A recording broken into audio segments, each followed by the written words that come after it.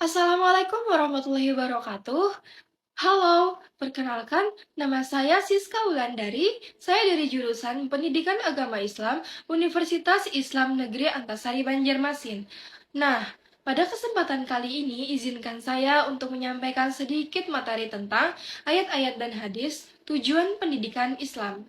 Oke, jadi yang pertama, kita akan membahas tentang kewajiban pendidikan. Kewajiban adalah segala sesuatu yang dianggap sebagai suatu keharusan. Dan pendidikan adalah proses pengubahan sikap dan tata laku seseorang atau kelompok orang dalam usaha mendewasakan manusia melalui upaya pengajaran dan pelatihan. Jadi, kesimpulannya, kewajiban pendidikan adalah keharusan atau kewajiban untuk mengikuti pendidikan. Nah, jadi teman-teman udah tahu nih sekarang apa itu kewajiban pendidikan. Nah, jadi selanjutnya kita akan membahas tentang pendidikan Islam. Teman-teman udah pada tahu nggak sih apa itu pendidikan Islam? Jadi, pendidikan Islam adalah proses kependidikan, merupakan rangkaian usaha membimbing, mengarahkan potensi hidup manusia yang berupa kemampuan dasar dan kemampuan belajar. Sehingga terjadilah perubahan di dalam kehidupan pribadinya sebagai makhluk individu dan sosial serta dalam hubungannya dengan alam sekitar. Yang mana proses tersebut ada di dalam nilai-nilai Islami, yaitu nilai-nilai yang melahirkan norma-norma syariah dan akhlakul karimah. Menurut Al-Ghazali, tujuan umum pendidikan Islam terbagi menjadi dua. Yang pertama, insan purna yang bertujuan untuk mendekatkan diri kepada Allah Subhanahu wa Ta'ala, dan yang kedua, insan purna yang bertujuan untuk mendapatkan kebahagiaan hidup di dunia dan di akhirat. Adapun tujuan pendidikan Islam berdasarkan ayat Al-Quran, yang pertama, menyadarkan manusia sebagai individu akan posisinya di antara makhluk yang lain dan tanggung jawabnya secara pribadi dalam kehidupannya. Nah, ini terdapat pada Al-Quran Surah Al-Maryam ayat 90-93. Yang kedua, menyadarkan manusia akan hubungan dan tanggung jawabnya sebagai makhluk sosial. Ini terdapat pada Al-Quran Surah Ali Imran ayat 110. Yang ketiga, menyadarkan manusia akan keberadaan dan pemanfaatan alam dengan berbagai rahasia yang ada di dalamnya untuk digali dan dimanfaatkan bagi kesejahteraan manusia. Ini terdapat pada Al-Quran Surah Luqman ayat 10. Yang keempat, menyadarkan manusia akan keberadaan pencipta alam semesta untuk mereka sembah. Ini terdapat pada Al-Quran Surah Al-An'am ayat 102-103. Yang kelima, tujuan pendidikan untuk mencari ridho Allah Subhanahu wa Ta'ala yang terdapat pada Al-Quran Surah Al-Baqarah ayat 207. Dan yang keenam, tujuan pendidikan untuk bertakwa kepada Allah terdapat pada Al-Quran Surah Ali Imran ayat 102. Adapun yang ketujuh atau yang terakhir adalah tujuan pendidikan untuk beribadah kepada Allah Subhanahu wa Ta'ala. Nah, ini terdapat pada Al-Quran Surah Az-Zariyat ayat 56.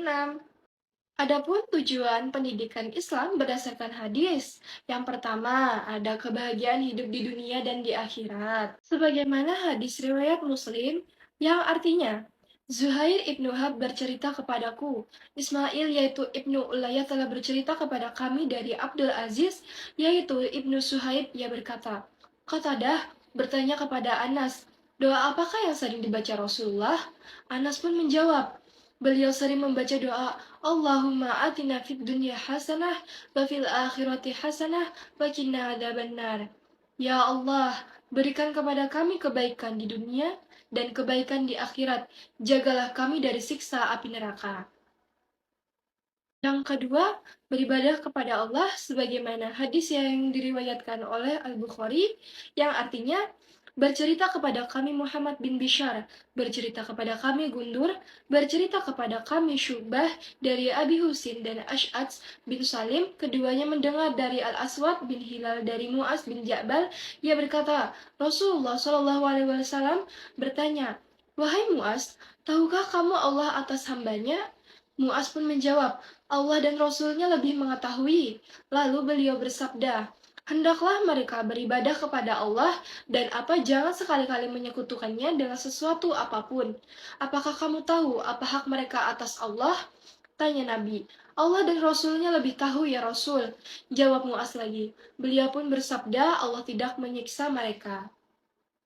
Nah, jadi teman-teman udah pada tahu nih ayat-ayat dan hadis tentang tujuan pendidikan Islam. Selanjutnya kita akan membahas tentang tujuan pendidikan Islam menurut Abdurrahman Saleh Abdullah dalam bukunya Educational Theory a Quranic Outlook. Yang pertama, ada tujuan pendidikan jasmani atau al-ahdab al-jismiyah, yaitu mempersiapkan diri manusia sebagai tugas khalifah di bumi melalui keterampilan-keterampilan fisiknya. Yang kedua, tujuan pendidikan rohani atau al-ahdab al-ruhaniyah meningkatkan jiwa dari kesetiaan yang hanya kepada Allah Subhanahu wa taala semata dan melaksanakan moralitas Islami yang diteladani oleh Nabi Muhammad SAW dengan berdasarkan pada cita-cita ideal dalam Al-Qur'an. Yang ketiga, tujuan pendidikan akal atau al-ahdaf al-aqliyah, yaitu pengarahan untuk menemukan kebenaran dan sebab-sebabnya dengan telaah tanda-tanda kekuasaan Allah dan menemukan pesan-pesan ayat-ayatnya yang berimplikasikan kepada peningkatan iman kepada Sang Pencipta. Tahapan pendidikan akal ini adalah yang pertama, pencapaian kebenaran ilmiah, yang kedua, pencapaian kebenaran empiris, yang ketiga, pencapaian kebenaran mata empiris, atau mungkin lebih tepatnya sebagai kebenaran filosofis. Nah, adapun yang keempat, tujuan pendidikan sosial atau al-ahdab al-ijtimaiyah. Tujuan pendidikan sosial adalah pembentukan kepribadian yang utuh yang menjadi bagian dari komunitas sosial. Nah, jadi kesimpulan pada materi kali ini, tujuan pendidikan Islam yaitu untuk kebahagiaan hidup di dunia dan di akhirat dan beribadah kepada Allah Subhanahu wa taala. Nah, berakhir sudah pembahasan kita pada materi kali ini. Saya Siska Wulandari pamit undur diri. Jika ada kesalahan kata, mohon dimaafkan.